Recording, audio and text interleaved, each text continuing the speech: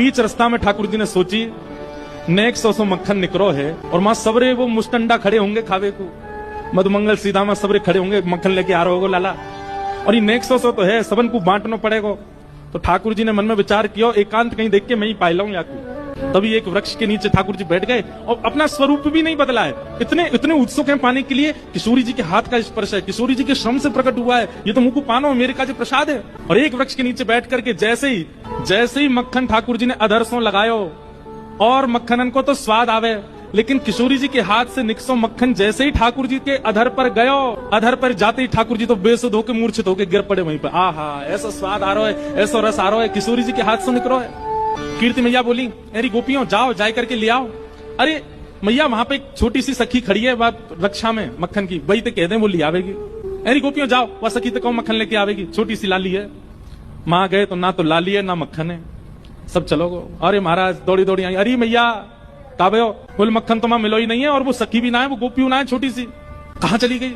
इतने में ललता विशाखा आदि सब छोटी छोटी आ गई। बोले एरी या पूरे बरसाने में हम 8 के अलावा कोई को अनुमति नहीं है वृषभानु भवन में जाके किशोरी जी के पास खड़े अभी ये 9वीं सखी कौन सी आई, तू गई? बोले ना मैं तो नहीं, तो तू आई थी? बोले मैं भी नहीं। सब आपस में बोले हम तो नहीं।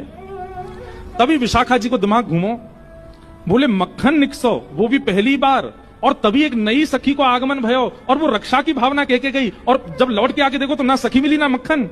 कहीं ऐसा तो ना है सखी के भेष में कोई सखा आया हो। किशोरी जी बोली तुम पे घूम फिर के एक ही बात है, जरूर नंद नंदन पे आरोप लगाई रही होंगी।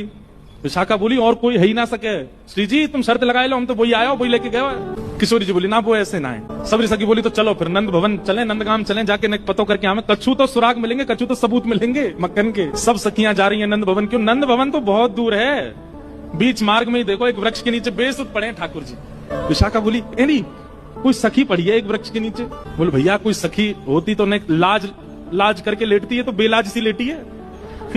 पास जाए करके जैसे ही देखो मुंह पे पूरे पे मक्खन लगो है और ठाकुर जी चटकारे ले करके प्रेम से पा रहे हैं।